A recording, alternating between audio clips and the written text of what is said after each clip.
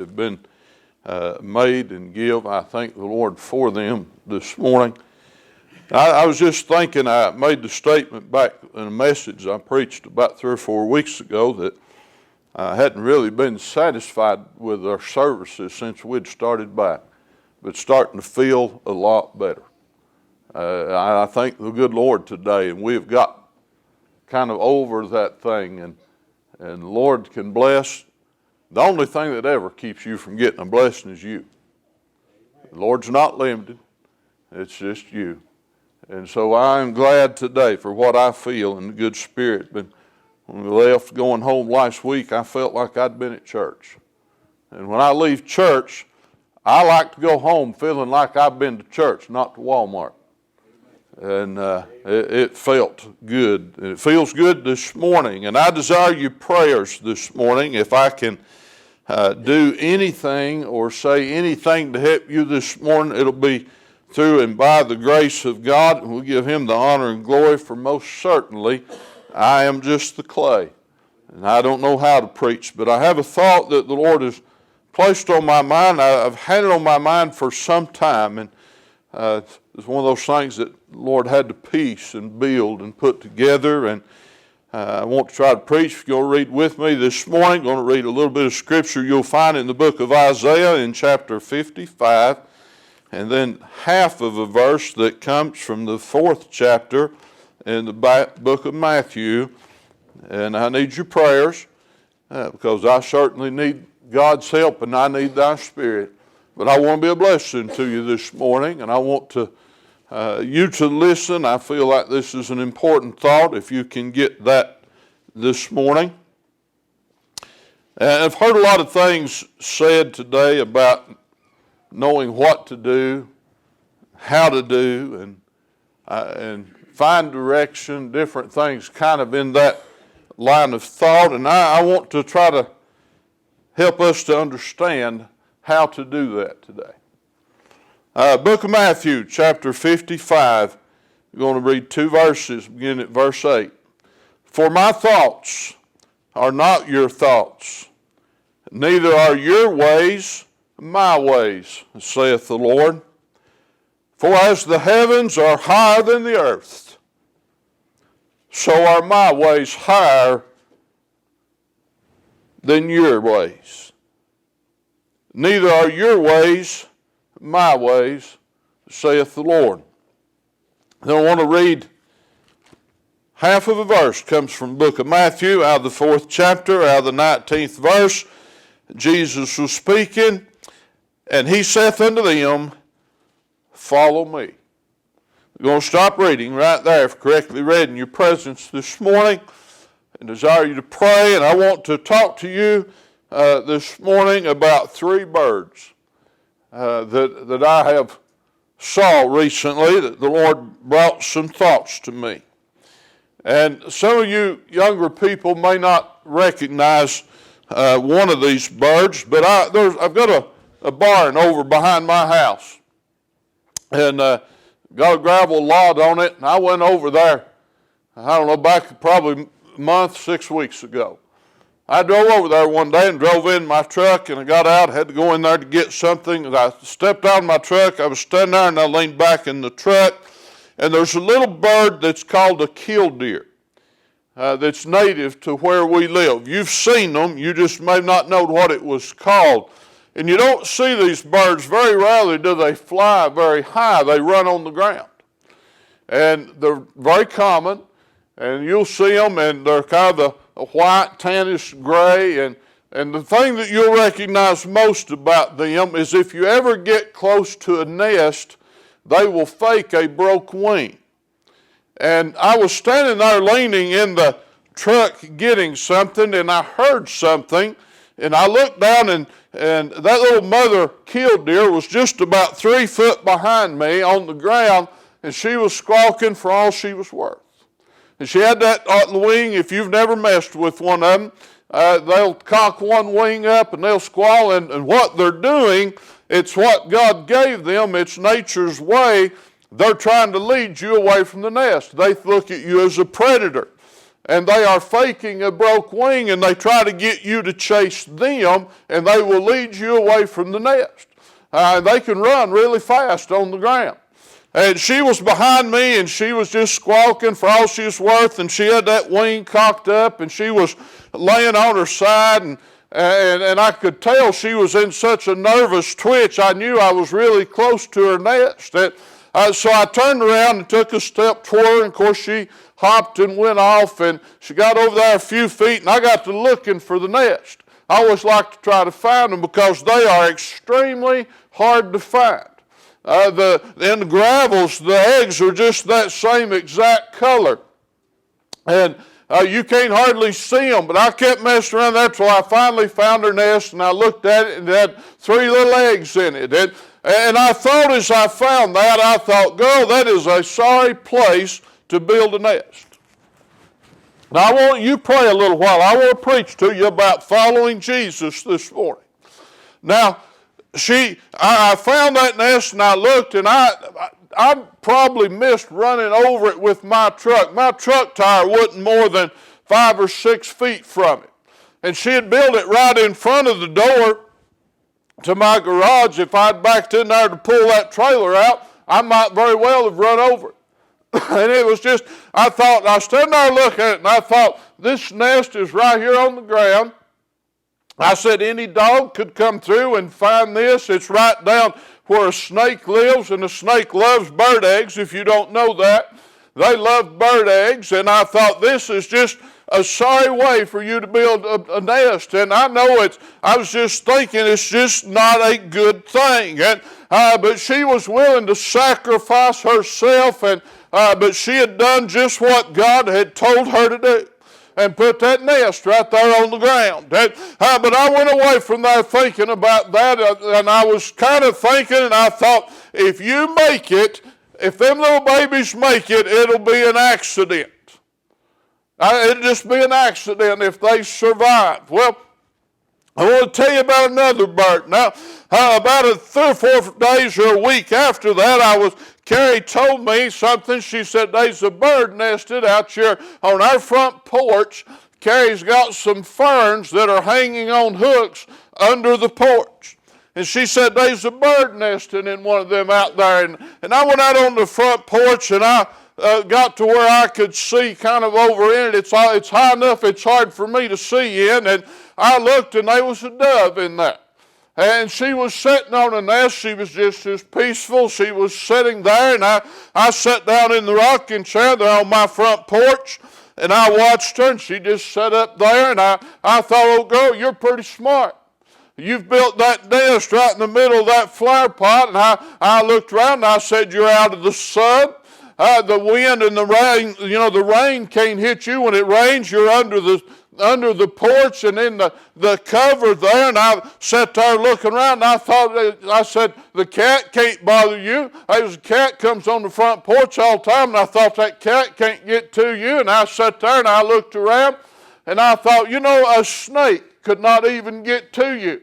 Where she was hanging, because it was hanging under the eave of the porch, hanging on a string, and snakes have to climb up the aluminum siding and across the level porch to get up there. And I thought, you are perfectly safe where you are at. I thought that's just the way it is. Now I want to show you the difference, and I'll talk about another bird in a few minutes, but the difference in what man thinks and what God thinks now. We need to listen and learn to listen. Let me say it this way. We need to learn how to listen to God today. He said, my ways are as far above yours as the heavens are the earth. And my ways are not your ways. But I'll tell you what, we need to learn how to pray, and we need to learn how to listen. I'll tell you this, a lot of times the prayers, I hear people say things a lot of times, they say, I prayed about that. And I thought, no, you didn't pray about that. What you did was you give God a heads up on what you intended to do.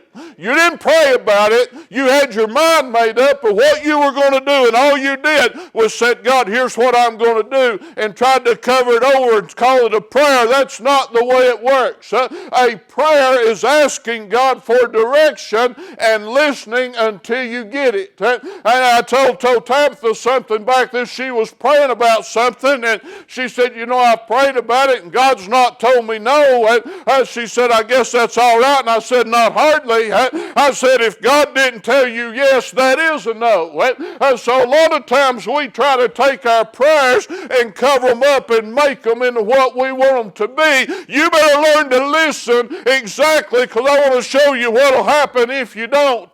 If you don't listen and find, now listen, God knows what tomorrow is, God knows what next week is, and God knows what's going to happen. And if you can learn to just get in behind that and follow God, everything will be all right. God will never lead you astray, God will never lead you wrong, but if we can follow God, everything will be all right. I come around the house one day, back about 2 weeks ago. I had saw that dove nesting in that thing. I'd check on her every couple of days out of curiosity. I'd go out there and look. And you know, I go over to my barn just every few days. And every time I'd go to the barn, I had marked where that nest was so I could find it easy. So every few days I'd go over to the barn. And I'd pull in there and I'd make sure to keep the truck over away from her nest. But I'd walk over there, Frank, and I'd look to see if them eggs were still there. Every time I went, they were still laying in that little nest. And she'd come running over there and she'd lay over with that wing like it was broke, and she'd try to lead me away. She loved that little nest. She loved them little eggs. And she said, I'll sacrifice myself to save them. But they were laying right there where anything could happen to them. It didn't make sense to me. God said, my ways are not your ways, and my ways are higher than God's ways are better. God's ways are true. But them little eggs were still laying in that nest. But one day, about 2 weeks ago, I come around the house. And I'd check on that dove every day or two. I'd look out on the porch to see what was going on with her. And I come around the house one day, and you remember we had a big storm back about 2 or 3 weeks ago. Had a rough storm one night. I come around the front porch, Brother Frank, and when I walked down the sidewalk, I got right there in her nest, and I seen something on the ground. And there on the sidewalk lay broken eggs. And I thought, what in the world is that? And I got up, and I climbed up on the porch. And I looked over in that nest, and every egg she had in that nest was gone. The wind had blown so hard that it had turned that flower pot up on its side and dumped them eggs out.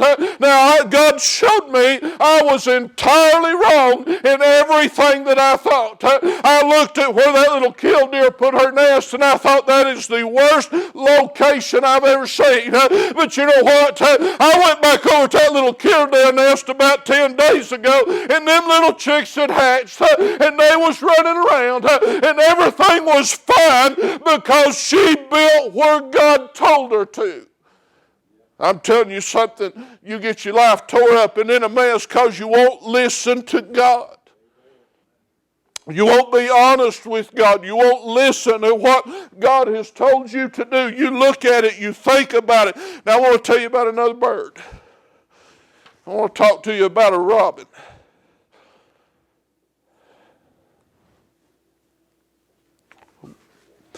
Me and Carrie's got a picnic shelter out behind my house. And I have had an ongoing battle with a robin for 2 years. Me and that bird have fought for 2 years. And I'm on the point, Brother Rex, of shooting her. But we have fought for 2 years, and she didn't raise a gang of baby birds last year, and she's not raised a gang yet. She's got a nest built out on top of a post, and Carrie told me to leave it alone this time. But I want to tell you something where we're at. Last year, I tore that bird nest out probably 8 or 10 times. She would build it. Now listen to me. She would build it, and I would tear it out. And she'd build it, and I'd tear it out. I put up bird spikes. I put up them things that keeps birds out, and she would try to build on top of them. And I'd tear it out. And we did that all summer till it finally got up late summer, and she give up. And she come back this year and started that again. And I've tore that nest out probably about 5 times this year. And we was out there for a picnic back at this, and I thought I had got her beat, and because I didn't see nothing, and we happened to look over on the side, and she had moved over to another little spot. She thought she was hid from me, and I seen her nest, and I seen it over there, and I said, I'm going to get that after a while. And Carrie said, let's just leave her alone this time, and so I'm not messed with her. But the thing I want you to see in that is she's not building where God intended her to build. God put trees out here in these hills, and you look outside, these mountains is full of trees. And Brother Frank, from my house, there's woods all around my house. And there's all kinds of places where God intended for her to build. She's trying to build a nest in a man-made structure that I built, and I don't want her there. Now listen to me. God has intended something for you. He has put you in a place. He has told you what to do, and here's how stubborn we are, that God will tear it out and we'll go back and build it in the same place. We'll start something and we don't listen to God, and God comes and tears it up and throws it out and puts, like I was talking about them bird spikes. I don't buy none of them things. I bought some and put them in there. They don't work. And they were sticking up. They're about that tall. She built a nest on top of them. But I still come and tore it out. Now listen today. Your life and everything that's messed up, and it's because you're building where God said don't build. You said it looks good. You know, that robin looks at that place. She says, if I build in there, I've got a roof over my head. The sun don't shine on me. The rain don't blow on me. I'm protected. She thinks it's a good place. But I've tore it out on her for 2 years. She's not raised a gang of babies in 2 years. But in all that time, that little killdeer's over there where God put her. You know, that's the difference. That dove and that robin, both of them build in man-made structures. And they can't get along. They've not been able to raise a gang of babies. But that little killdeer over there went right where God said to go, down on the ground in a little lot of gravels, where God put in her nature, and she built it there, Frank, and she raised a little group of babies because she was where God said go. Now, what do I need to do about all these things that I'm worried about and I'm afraid about? You pray about them. And you learn how to pray about them. You don't get down on your knees and pray, giving Lord the heads up on what you're going to do. You pray and say, God, you know what? He said, stand still. I love what he told Moses there when Moses didn't know what to do. He didn't know how to do. He said, Moses, stand still. He didn't tell Moses to do nothing. He didn't say, go over here or go over there. He said, you just stand still. Listen, you just stand still until God tells you what to do. And when God says what to do, you very may look around and say, that don't make a lick of sense. I don't see the good in that. But your ways are not God's ways today. It didn't make a lot of sense to Moses to be backed up to the Red Sea. That didn't make sense to him, I guess. I thought about it some as they were down there and they were looking around. It didn't make a lot of sense to be where they were. But Moses had faith in the God that he was serving. He believed in God. He didn't know what God was going to do. And Moses didn't know when he went down there that God was going to part the Red Sea. He didn't know that. But he got down there and he just stood still. And he said, I'm here, Lord. God reached down and parted the waters, and they led them through today on dry land. I went over and see that little killdeer nest the other day. I didn't go to the barn for nothing. I wanted to see if them little eggs had hatched. That's the only reason I went over there. And I went over and it was a blessing when I got over there. And the little birds was hatched and gone. It was a great blessing because I could see when we get where God wants us to be and we're in the place that God wants us to be and we're doing the thing that God wants us to do, it'll work out today and it'll be a blessing to you. But if you try to go your own way, it's that parable of building on the sand. When you try to go your own way and God begins to tear it out, I'll tell you something, when God tears the nest out, that little robin, how much better she'd have been when I tore her nest out? If she'd have looked over there at all them 30 acres of woods and said, I believe I'll go over there in one of them big oak trees and build a nest. If she'd have went over in that big oak tree and built a nest, she'd have been just fine. And she'd have hatched a group of baby robins and they'd have been just fine. Instead, she had a sad summer. Got news for you. You'll have a sad way to go until you decide to accept that God's ways are better than yours. Thought about that little dove. All that work she done. I thought how sad it must have been. She could see them eggs down there on that sidewalk. They were just cracked and busted open. That yellow yolk just laying there on the sidewalk. You know, and that, when I walked around there and I seen that and realized what it was, it really broke my heart. Just as God spoke to me and said my ways are better, God spoke to me and said my ways are not your ways. There's been a lot of times in my life when I looked at things that what was going on, I thought this don't make sense, and I think this would be better or that would be better. But God said my ways are not yours. We've got to learn to follow. I thought, I don't know why, just a little joke or funny story heard told one time. A preacher somewhere, church called him and said, we'll give you $100,000 if you'll come pastor our church. He got off the phone, turned around to his wife, and he said, honey, won't you go pack while I go pray? Took some of you a minute, didn't it? But that's what we do. That's how we're praying. That's how we are praying. We're saying, God, we get on our knees to pray, and instead of saying, God, here I am. God, what do you want me to do? What should I do? Quit trying to figure it out. Quit trying to plan it out. Quit trying to make the decision. Just get on your knees and say, Lord, here I am. Lord, tell me what you want me to do. And stand still until the Lord does. You say, how will I know? It's that little still small voice. We ask that question, then we want the Lord to shake the earth when he gives us the answer. That ain't the way it works either. It's that little still small voice that you know and hear. When Elijah was in the cave, and those things come through, it said that God wouldn't him. They said there was a little still small voice. I've got news for you. That was not the first time Elijah ever heard that voice. He recognized that voice. That little voice that you know and recognize when you pray and ask God for something, when you hear that voice, that's the answer, ain't it, Frank? That's the answer. Don't look for a strange thing to happen and don't look for the mountains to shake. But when you hear that little still small voice, when you feel it down inside, you feel the Spirit begin to move. That's how I know that I'm in the right. That's how I know I'm in the right place. Is when I feel the Spirit begin to move in it.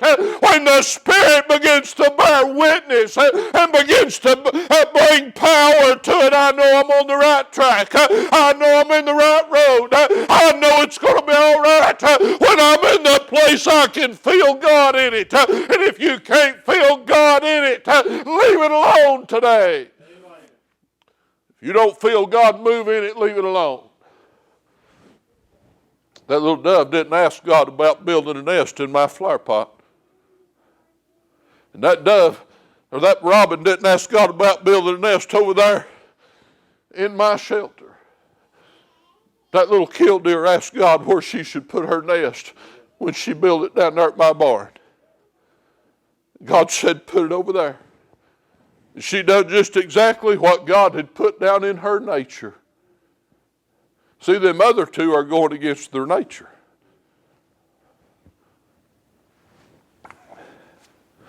They're figuring on their own. They're thinking on their own. That looks good. That looks fine. God said a little rain on that bird's head was good for it. The other two thought they were out of the rain. That's where they were building, out of the rain. That other was right out in the weather. God said out in that weather will make you strong. It'll wash the dirt off of you and it'll be good for you.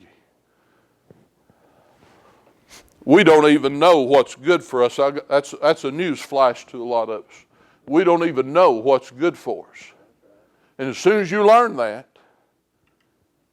and come willing to accept and say, God, you know what's good for me, I will follow you. What's that old song? Where he leads, I will follow. That's what the Bible teaches us all the way through, is to follow God.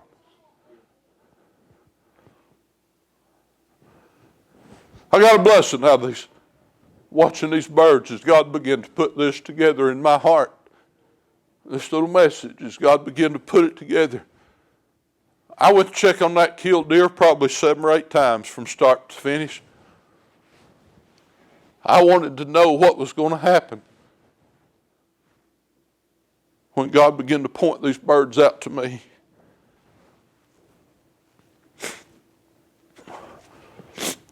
If you'll let God lead you.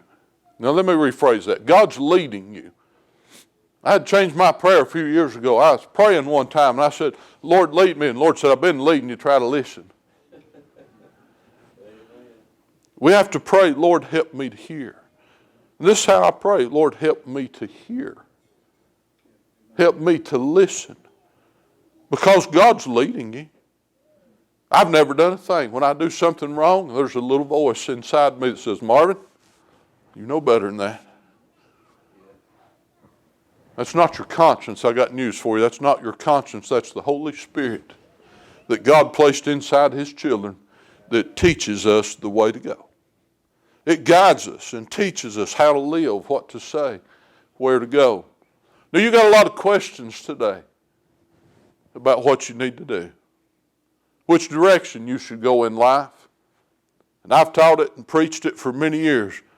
I believe you should pray about what job you're going to have. You should pray about who you're going to marry. All them things. You say, preacher, does the Lord really do that? Let me tell you, I'm going to tell this story again. When I was a young man, me and Carrie was engaged. I was preaching. I've been preaching longer than I've been married. I started preaching about 6 months before we got married, and just about the time we got engaged. My second appointment over at church over on the ridge over there, going to chapel. A lot of you know where that's at. It was my second appointment I ever went. Went to church, and I was praying. I said, Lord, you know. This is the prayer I was praying. I said, Lord, you know what's right for me. And I said, I love Carrie. And I said, we're engaged, but you need to show me if this is the right thing because the rest of the future depends on it. I said, you need to show me because we need to know. We went down there and preached, and I'd prayed all week, scared to death, second appointment. I didn't have nothing. I couldn't get nothing on my mind to preach. Nothing would stick in my heart that I felt God's call in. They went to Sunday school and come back upstairs. They had a little break there at that church. Had a 5-minute break between church and Sunday school. A lot of churches used to do that. Men go outside and smoke and come back in. I come back in. I just sat down on the bench beside Carrie, and I told her I didn't have nothing to preach. She looked over at me and she said, you got anything to preach? And I said, not a thing. And I was 15 minutes from having to get in the stand. I said, I ain't got a thing on my mind. Rachel got my Bible, just flipped it open to the book of Job. Reached down and pointed to a verse. And it was where Job said, man, there's born a woman, it's a few days and full of trouble. She pointed at that and she said, why don't you just preach on that? And I looked down, just casually seeing what she was looking at. I read that verse. When I read it, I heard that little still small voice. God said, preach on that and go ahead and marry her. That was the exact phrase that God spoke. I heard it, not in my ears, I heard that little still, it's what Elisha heard, that little still small voice that come down inside. When I heard that voice, I know who was talking to me. I know who that was. That's how you get direction today. Now see, I could have got on my knees and said, Lord, I love you, I'm going to marry her, and went on. That's informing the Lord what you're going to do. And that's what we're bad for. And I've had to watch, Frank. I have to be careful because I get in that too. Go to pray, Lord, here's what I've got on my mind. And this is about everything. It's a battle you fight as a preacher with thoughts you get in your mind about preaching, and you have to say, Lord, what do you want? About testifying, singing songs, everything we do has to be at the direction of God. And if it's not, leave it alone. That little killdeer's running around today with little birds around her somewhere. They're having little families and they're doing all little family things. That dove is sad today because she built on sand. And when it fell, great was the fall of it. Build your house on a rock today. And that rock is Jesus Christ. And if you'll build on Jesus, it'll be all right. Ken will get a song. I'm fixing to close. I hope you'll remember the story of these three little birds and find something in there that helps you to trust in Jesus today, because Jesus will never go wrong. As we sing, we're going to gather in the altar today. Just gather in. As I said before, we're not fellowshipping, but if you want to hug somebody's neck, if they don't care for you to hug them, hug them. Follow the Lord this morning. That's what God's telling you to do. And I'll tell you something, if God impresses you to do it, you'll be fine. You ain't going to make nobody sick if God impresses you. You follow God this morning. As we sing, let's gather in the altar.